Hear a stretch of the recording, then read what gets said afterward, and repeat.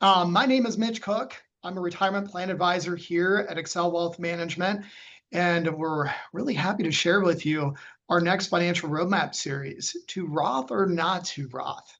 Um, and really just getting into understanding pre-tax versus retirement versus Roth retirement savings. There's definitely a lot that gets into this topic, whether you're just starting to save or you're looking to reevaluate your retirement plan. And these options are really two of the things to help kind of facilitate what would that look like in the future. And how do you effectively balance these options out to make sure that it's going to meet whatever those income needs are when you do get into retirement? We'll definitely go through a lot of different tips, best practices, but also highlight some of these key items when it comes down to the different benefits and the values, or even sometimes the disadvantages with each one. Really, before I get started into the presentation, if you do have any questions, please use the Q&A box at the top of your screen and ask your question. We'll kind of hold off towards the end before we answer any questions, but feel free to plug in any questions that you have along the way. And there will be an opportunity at the end to complete a survey where it will give you the option to meet with us and schedule time if you wanted to go through more of your personal or household situation. As always, before I get started, these are educational purpose only webinars. So the direction guidance that we'll be providing through this, it's not going to be specifically to your own situation, but just know that there is going to be information that we'll be talking about from a tax or legal perspective. So traditional and pre-tax assets, we know that these are two of the best ways to save for retirement, but there are going to be some distinctive differences. So today we're going to really go through what are the different tax treatments when we take a look at those particular type of accounts. What are the withdrawal taxes in the future? How does that get impacted?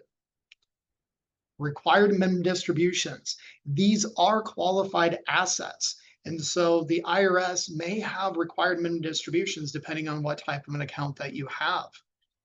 The contribution limits, depending on if we're looking at an IRA, an individual retirement account, or something inside of a 401k, a 403b, those type of programs, there's going to be some different limits, but there's also may be some restrictions based on your income. And then, of course, inheritance. How does that affect the way you save and how that gets passed to the next generation? All right, so we have our first survey, and it's kind of one of those surveys. When do you want to pay taxes on your retirement income? A, never, B, at the highest, or C, at their lowest? I'm going to wait a few minutes here and we'll end the poll. It looks like it's about 50-50 between never and at their lowest. And so I think if we were always given that option, we would always want it to be never, which would be fantastic, but at their lowest is really that part. How do we make sure that we effectively do that? And so when we think about that pre-tax, that traditional, when we think about the Roth, we have to also look at what have we known for so many years. So many people have built up that traditional, that pre-tax, whether in an IRA, 401k, 403b, and even a pension, if that's something that you still have. I mean, there are people out there that are still fortunate to have a pension, but I think it's less than 3% of people now have a pension. The problem that we are starting to see with these accounts, even though that they've been fantastic along the way with the tax deductions up front, it's now getting into retirement and that we accumulated this wealth that now 100% of that wealth is taxable. And so this can be a major hit on your retirement income plan, depending on whatever those future tax rates could be on your account. So that's where the other options start to really hone in, and that's where Roth or Roth 401k, Roth 403b, is now becoming a really good complement. And this is where that money you pay the taxes up front, and now you're starting to see that balance grow tax deferred. So we're going to explore a little bit further on how that works from a tax perspective. So it really comes down to, when do you want to get that tax benefit? As I mentioned, on that pre-tax money, you're getting that tax benefit today. It's reducing your taxable income, and so therefore you're not having to pay taxes on that contribution going in. All the money that goes into that traditional or pre-tax money is growing tax deferred, meaning all that growth, it's not being taxed along the way. But then when you go to access that money in retirement, now you're going to pay your taxes. So you got the tax benefit up front, but you're going to get the tax hit later. With the Roth, whether it's a Roth IRA, Roth 401k, Roth 403b, in this particular situation, you don't get the tax benefit up front. You are paying it, that contribution going in as after-tax money. But the value with the Roth is the growth on that Roth account. That growth in the Roth account, it's not taxed along the way, so it's tax deferred as it grows. But as long as we meet certain requirements, as long as we've had the account open for at least 5 years, and we wait until after age 59 and a half, 100% of that Roth account, including that growth, is tax-free. So that's where it becomes a complement of, when you get into retirement, how do you balance that income out so you don't get pushed in a higher tax bracket? The biggest question is, well, what are those taxes going to be like in the future? We don't know, but what are things that we do know today? So are taxes going up or going down? Well, the first thing I definitely want to highlight is, let's take a look at where we're at from national debt versus GDP. GDP is the revenue that we get as a country. And 2020 was a big shifting point when we took a look at our debt versus our GDP. Up until the pandemic in 2020, our GDP was greater than our national debt. But now we've seen it flop.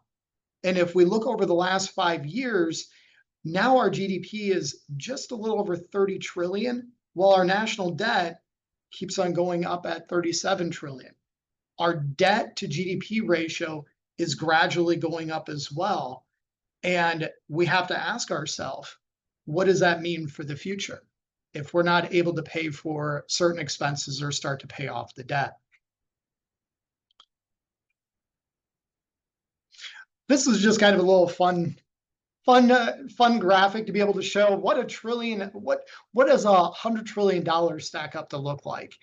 And if we looked at $1 million of $100 bills stacked up, it would be the height of a chair. $1 billion would be the height of the world's largest building in Dubai.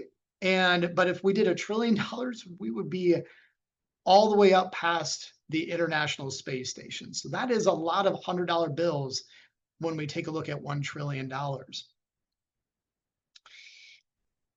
So let's look at history when it comes down to the marginal income tax rates. We are still in a time where our marginal income tax brackets are at the lowest.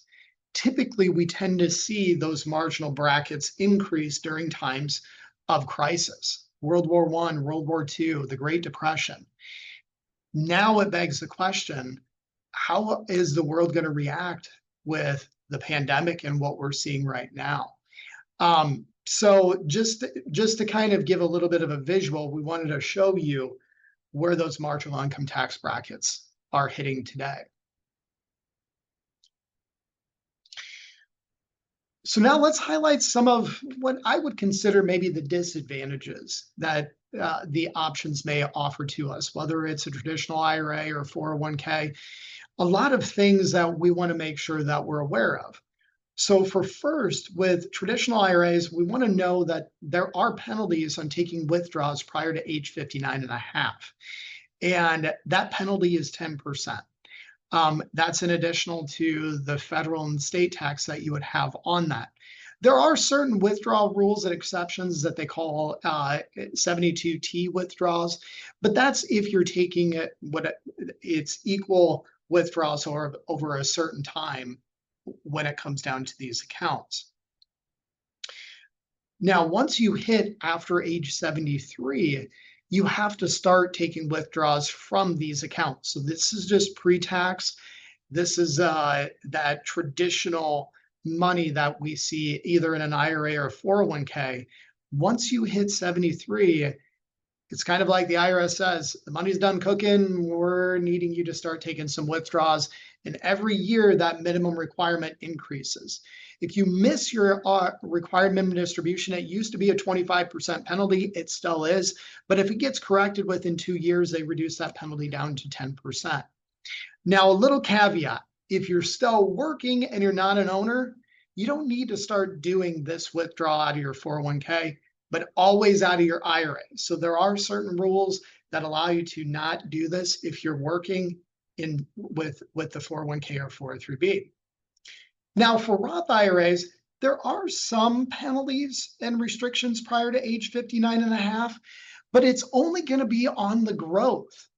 So your contribution you put in, because you chose not to get the tax benefit on that contribution, you're going to be able to access that basis without penalty. It's going to be on those earnings. And this is until you hit 59 and a half. Like I said, these have to be in place for at least 5 years, but you have the opportunity to actually withdraw some of this money penalty free if it's for the purchase of a primary residence. So there are certain times where you can actually access that money without penalty. Now, the biggest advantage is once you get into retirement after age 59 and a half, it does not require any minimum distributions, 100% tax-free, and it's one of the best ways to transfer an asset at death as well. So it is a really good option when we look at that.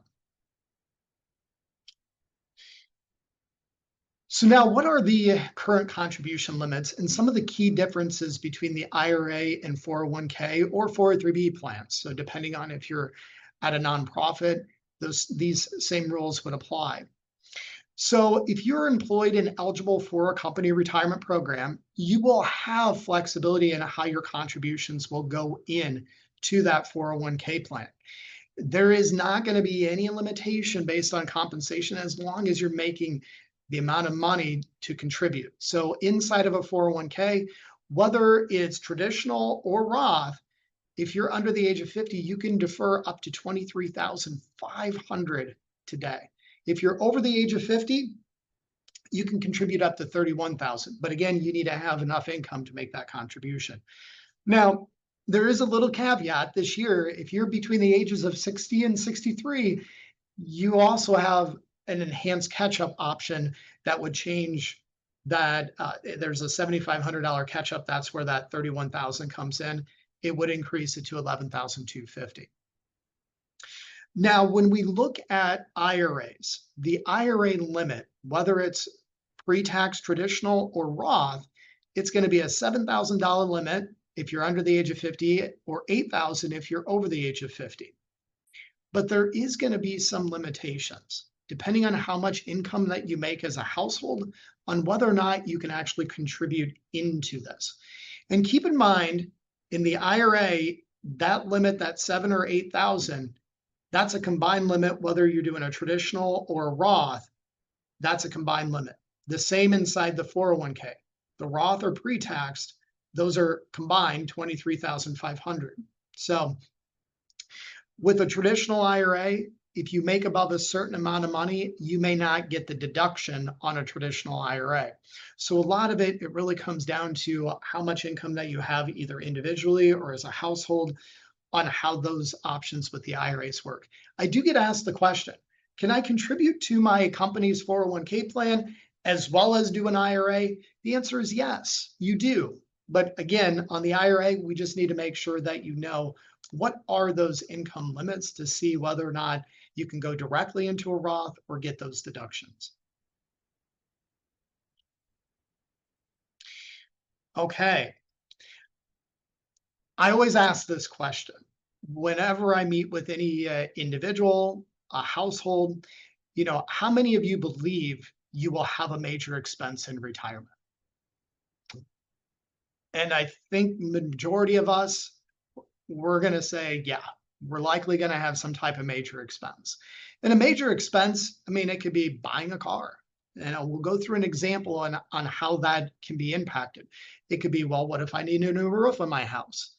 Well, what if I'm going to take a big family vacation and do something for the whole extended family? I mean, whatever that major expense is, we're likely going to see something like that in retirement. And so, what we provided here is an example of buying a car in retirement. And in this scenario, we assumed $25,000 for a new car. I probably should have assumed 50,000. It is crazy on how cars are expensive now. We're assuming $35,000 in Social Security income. And this is about the national average when we take a look at the estimate. We have about $500,000 in pre-taxed 401k benefits. And remember what I said, that pre-tax money, you're going to have to start taking that required minimum distribution. That's going to be about $20,000 annually at about age 73. And this is just assuming about a 12% tax bracket. Now, if we look at, if you were to take that from your pre-taxed IRA, we would be needing about $35,000 to make sure we had enough money to pay the taxes. Now, with that, it could throw you into that next tax bracket. That means that 35,000, we could be needing more than that $35,000 to do it. The other impact that it has is going to be on Social Security taxation. And I will highlight a little bit in a couple slides about the big beautiful tax bill that was recently passed. There is certain deductions for those that are age 65 and older, but still doesn't mean that your Social Security won't be taxed. If we look at this same scenario and we used Roth money, we would only need $25,000. It has no impact to your tax bracket, and it does not impact anything with regard to your Social Security benefits. Now, the other thing that we didn't discuss is the monthly Medicare premiums in retirement too. And having to have more taxable assets out of an IRA could impact those monthly premiums, whereas a Roth IRA would not. So these are just some of the income tax brackets that we see today in 2025. This has really given us a pretty good understanding of where that hitting between the 12 and 22% bracket is going to be.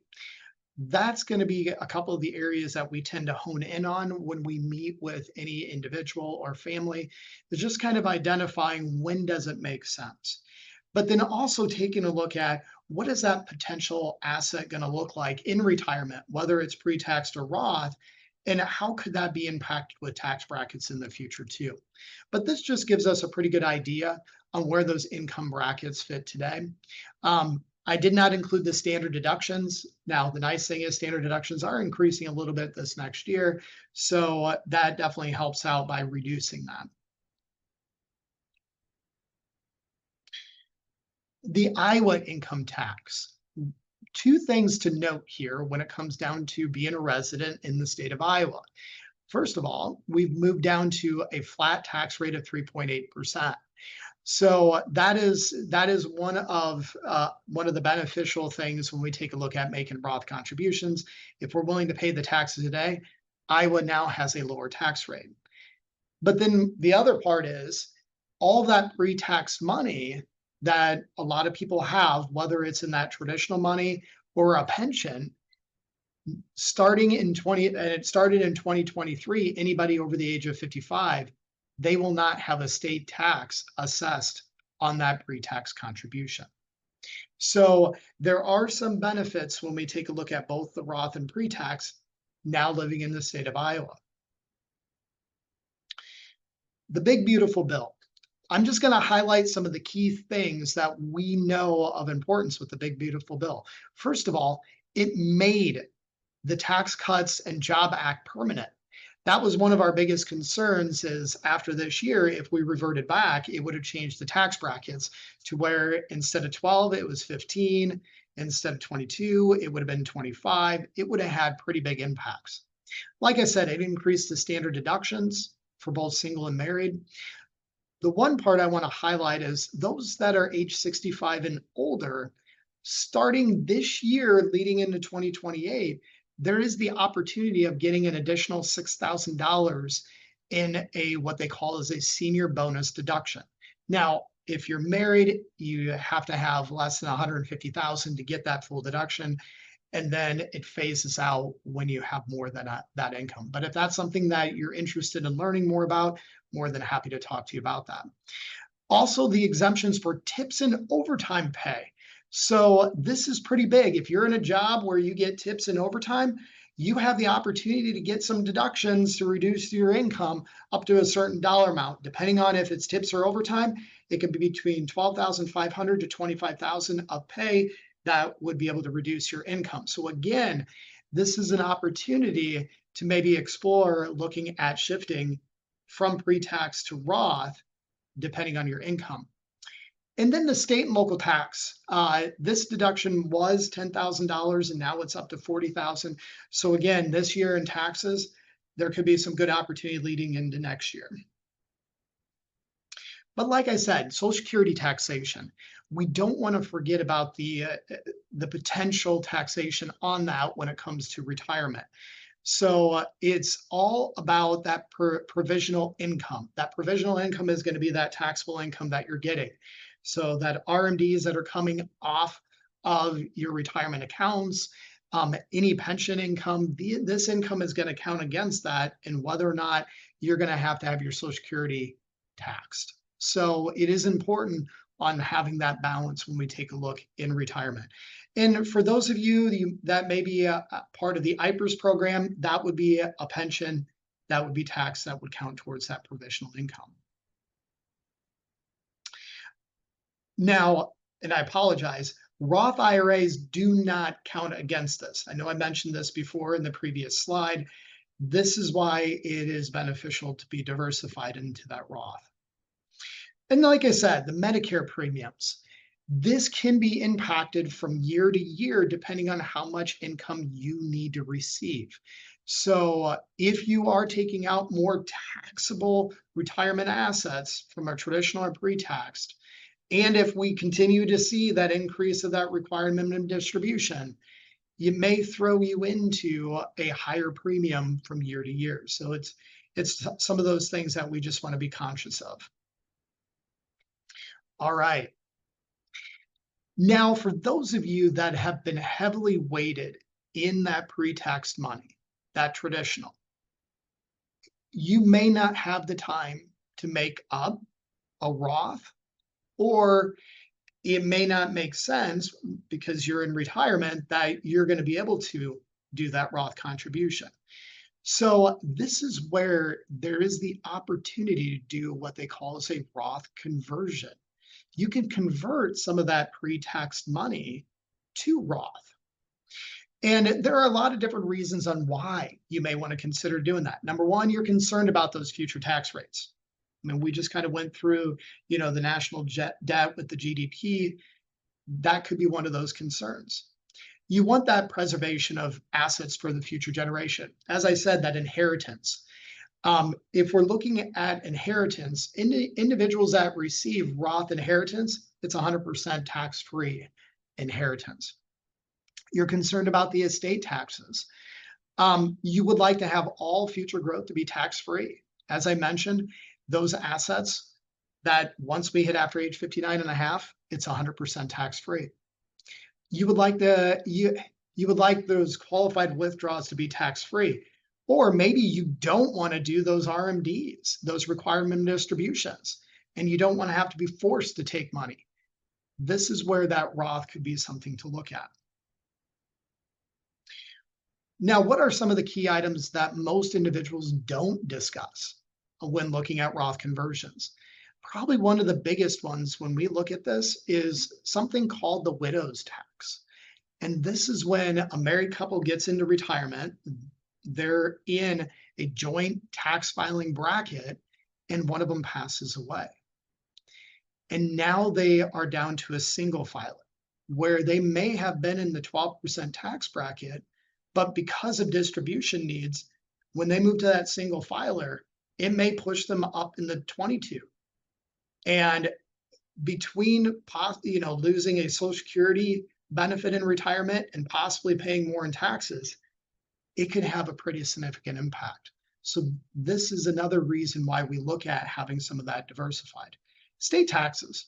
As mentioned, living in Iowa, you're not going to have to pay the state tax on those distributions, but depending on which state, if you do live somewhere else, are they going to have higher state taxes? Or are they going to be similar to Iowa and not have a state tax? Politics.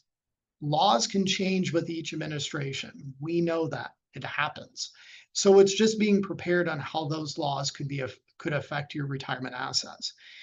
If you're looking at charitable gifting, the efficient way of using RMDs is that instead of doing that RMD and you have that gifting inclination for charity, you could always have that RMD given to a charity and you wouldn't get hit with that taxation.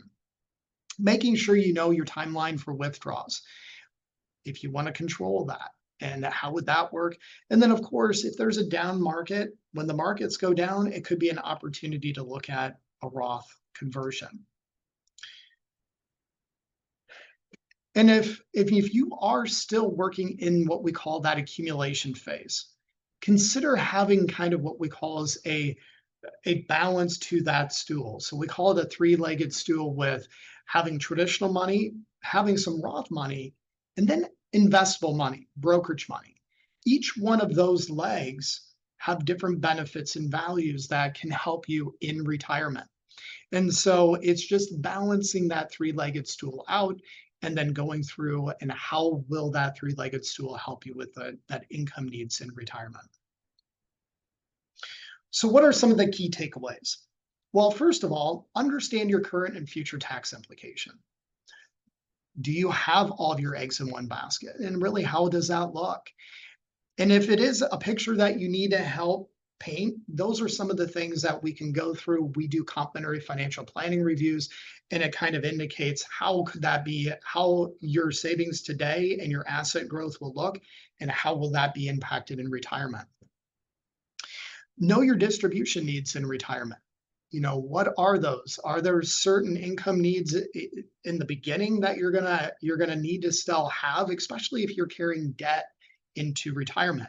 And what would that look like, especially from a tax rate perspective? Inheritance and charitable gifting. I mean, these are some of those things that you want to take a look at, and how can you effectively do that with the retirement assets that you saved?